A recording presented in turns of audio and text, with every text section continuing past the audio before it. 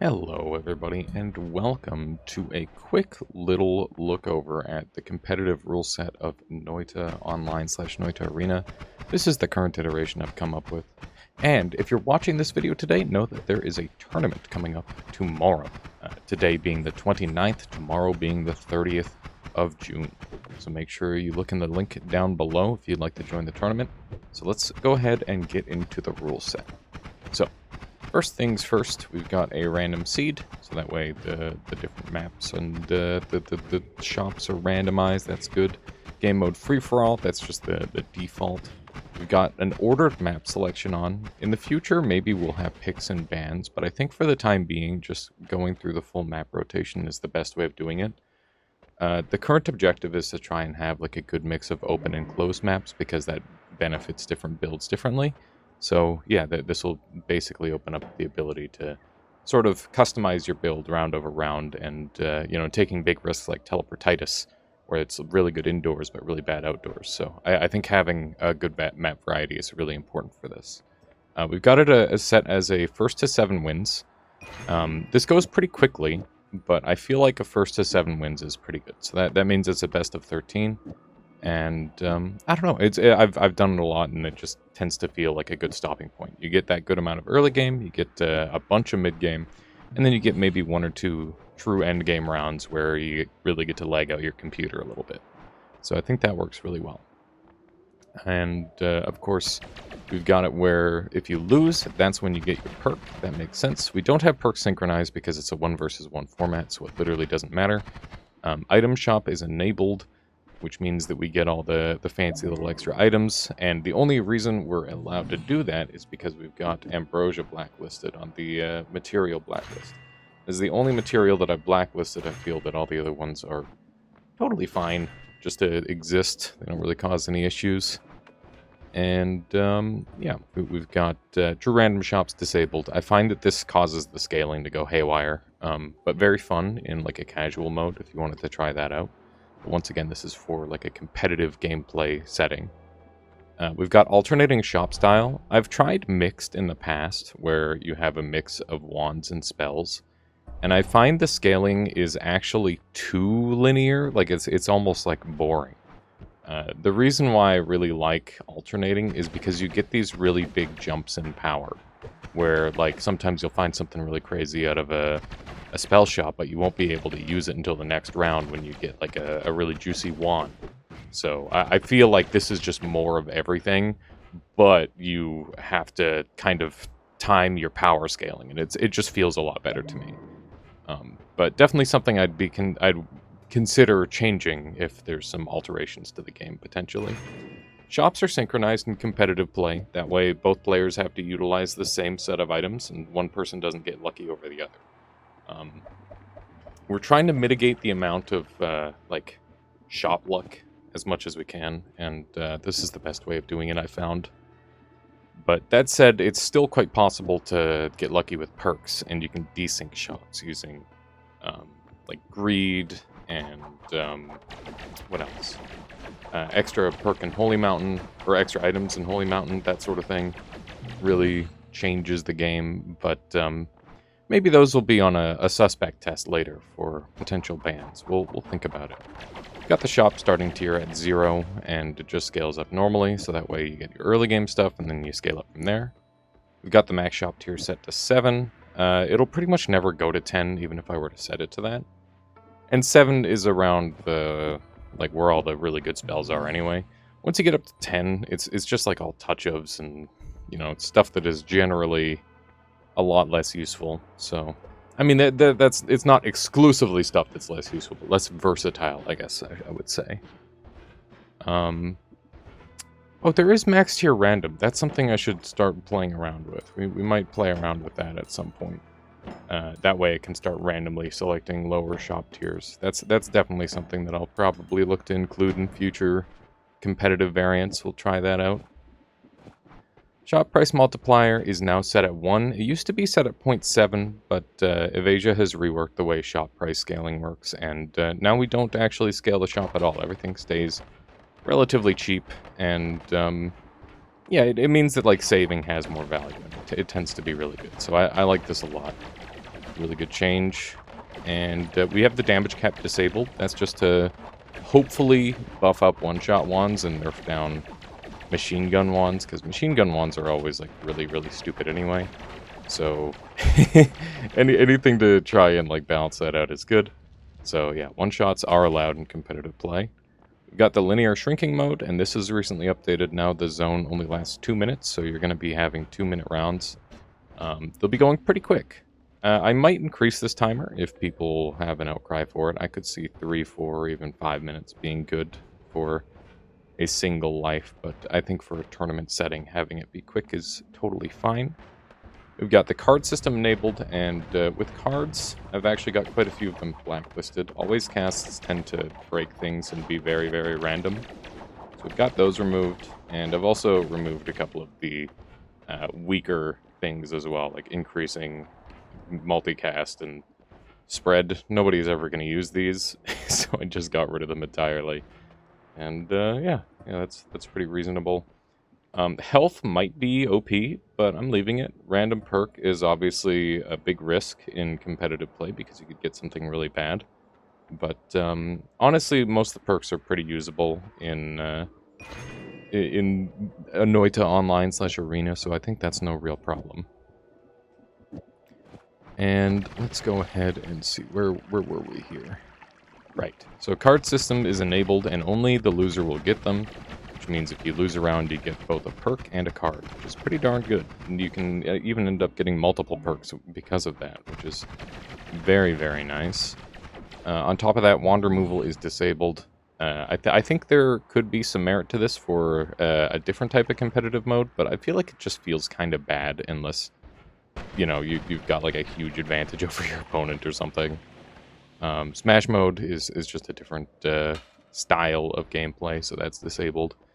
Dunce Hat is enabled. This is purely just so I can tell who's readied and who's not at a glance. But, you know, obviously you could disable that if you were wanting to do some competitive play yourself. Refresh Wands is disabled. There's tech you can do by having 0 charge on a spell before you go in, so obviously we want that disabled. That way people can utilize advanced tech like that.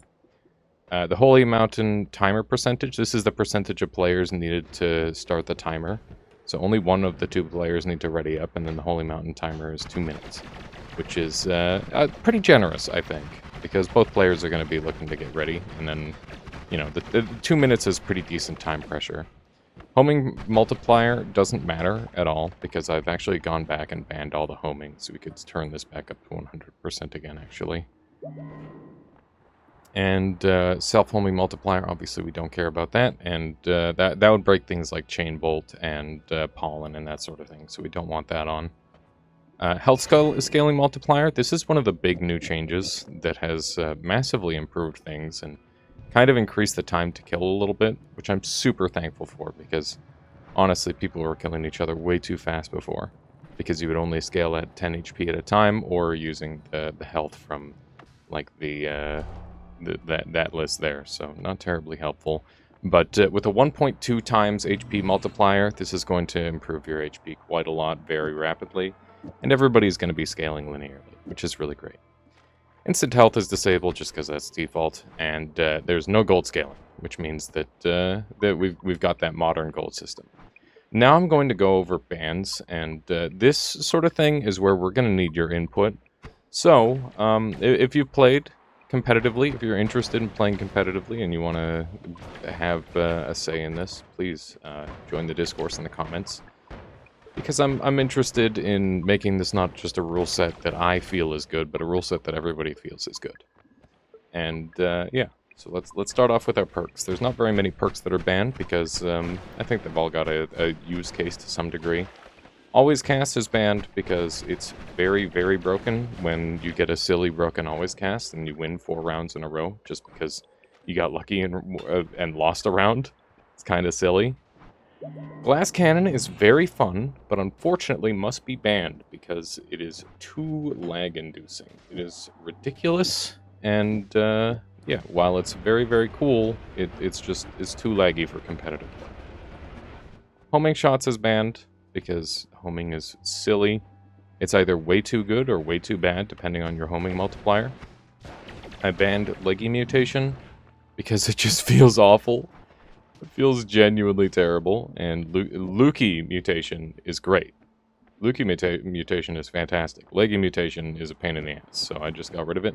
Perk Lottery makes, like, losing and getting Perk Lottery the most broken thing on Earth. You just outscale your opponent pretty much no matter what, as long as you get it early enough. So that's way too luck-centric, so we got rid of that. And, yeah, that's all the perks that have been removed. If you think there's any more that should be removed, let me know. But, you know, I think everything else pretty much has its place. Next up, we've got the spell blacklist. This is a significantly larger list. We're going to go ahead and just filter to show the blacklisted spells. Here's all of them. Accelerative homing and all forms of homing are actually banned. Short of a handful that I think are going to be okay, and we'll go over those. Fireball Orbit is too over-centralizing in the early game. Same thing with Freeze Charge. Both these spells completely destroy any sort of early game meta. Like, it just turns into these two spells and nothing else. So we've gotten rid of both of those. We've got Muodan Mutos, or I don't know how you're supposed to pronounce that one. The Ba spell, we'll go with that, and the Petrify spell. Both of these are exclusively polymorph, and they don't do anything else.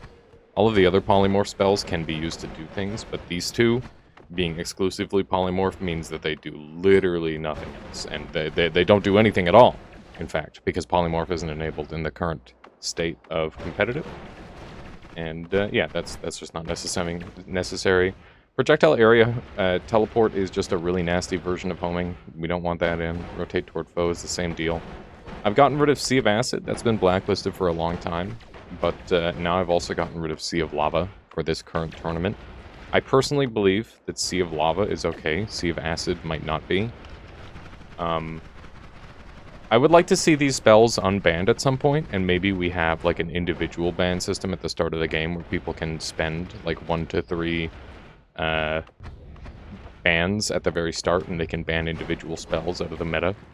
That way, if something becomes over-centralizing, people can ban them themselves. And I think that would be a good way of doing it. But I personally feel these spells are pretty fun and interesting, and like zoning spells are pretty few and far between. So I think these are good, but currently they are gone. I've also banned spells to black holes for latency reasons. If these start interacting with rigid bodies, it's really, really crazy, and it just kind of breaks everything. There's lots of spells that can do that, but this one seemed like kind of a no-brainer, just because of the craziness that can be incurred depending on the situation, especially with like freezing gaze being as common as it is, and water being a hard counter. So, you know, that's just a concern of mine. It's just completely bringing the game to a halt. All the other spells to X are very, very strong defensive spells, but I think that it's okay to have defensive spells in the game. But let me know what you think on that. Telecast was previously allowed, and I've found after using it a bunch that it's just super, super broken if you're really, really good with it, because you can just shoot through walls and kill people without them being able to react. It's expensive, and it's a little finicky, but the damage is insane. Wand homing actually homes to players, because players are holding wands, and that's not how it normally works, but that is how it works in competitive online arena, so I've just banned this out as well. Even though it's 200 cost, I'd rather not have any super strong homings like this existing. I think they're just too strong in the meta. And yeah, let's go ahead and go over some spells that could be on the suspect list. Obviously, the add trigger and add timer are both very strong, but I don't think they're in need of being banned by any means. Auto aim is one of the homing types that escaped. I find that this is like a really, really cool and interesting spell that isn't game breaking like the other homings, so I've allowed that one to stay. But if it becomes more of a problem later, we should probably get rid of it. Cessation should probably be banned, because it's another polymorphing spell that does essentially nothing. But I'm leaving it in play for now, just in case anybody has any sort of like crazy technology with it that I don't know about just yet. So we're leaving that on for the time being. What other wacky ones are there? Oh, Circle of Buoyancy is very, very, very broken. But as long as you've got some form of mobility, you should be able to avoid it and not worry about it too much. But it really sucks when you get caught out by this one. I could see this one potentially getting banned in the future if it continues to be abused. But I also found that it's increased in rarity a fair bit, so maybe it's not as bad as I think. We'll see. There's a couple of useless spells like Charm on Toxic Sludge that could probably go away. Let me know if you think those should be banned, or if you think it's fine to have an extra bit of spell plaque kicking around. It's one of those things where it's hard to decide what bad spells we should be allowing to stick around. But for the most part, I think it's fine. Freezing Gaze has been super meta-centralizing ever since I've allowed it, and I think it's good, but I think with the right defensive perks, it gets kind of mitigated quite a bit. Let me know what you all think, because it's definitely showing up a lot in the competitive meta. Giga Saw Blades and Saw Blade Orbit are super, super strong, but there's always going to be some meta spells, so I don't know if those should be banned either. It's a tough one to say for sure. Personal Gravity Field is another form of homing in a way, but you need to land a shot in the first place for it to even do anything. So I feel like it's sufficiently high enough amount of effort to get this to be utilized. Considering most of the time that you're going to be one-shot killing your opponent anyway, needing to land a hit in the first place to then get the homing effect seems like a pretty reasonable ask. So yeah, that one's being left in. The Personal Vacuum Field is another one. I don't know where that is on this list here, but Vacuum Field is also a spell that I've allowed in, and it's a pretty significant AoE. There it is, but it's only... the thing is it can affect you as the player that's cast it, which means that it could kill you pretty easily in a lot of the setups where it's really good. And it's harder to hit than you might think, and it's also a limited cast spell. So I think that this is a fair form of... It's like inverse homing, I guess, in a way, but it's still definitely one to keep an eye on, for sure. Other than that, End of Everything could potentially be banned, because it is just kind of a lag causer. I don't know. Taika Sova is an interesting one, because if both players got it early enough somehow, which they would, because the shops are synchronized, they could kind of desync their stuff and sit there farming for all time. I don't think this would ever really happen.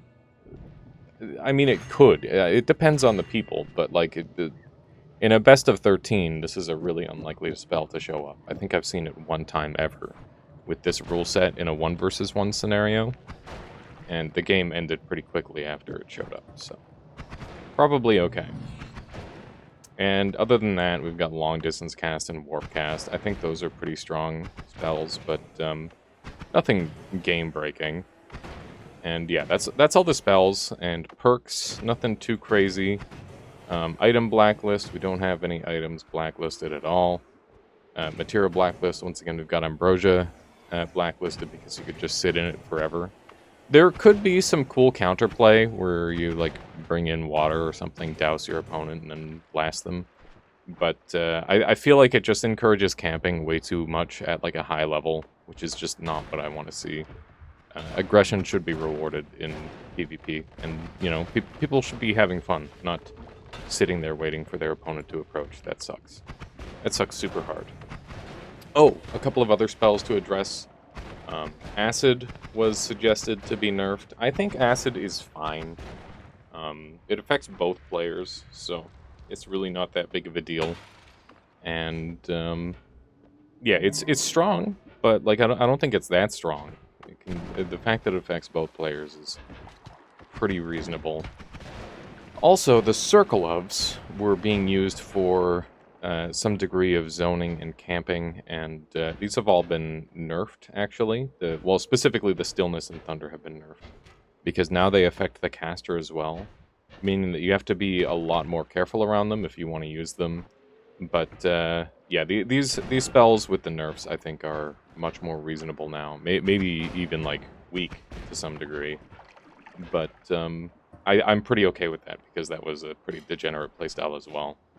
So yeah, if you can think of any, like, super degenerate playstyles or anything super wacky that we should be keeping an eye out for, please leave a comment down below. And if you're interested in joining the tournament, make sure that you look in the description. I'm planning on hosting these monthly. And yeah, this one's a little bit more impromptu, a little bit more... I just didn't have the time to set up as much as I'd like. But yeah, I hope to see you all there on the 30th of June, 2024. And let me know what you think about this competitive rule set. Have a good day.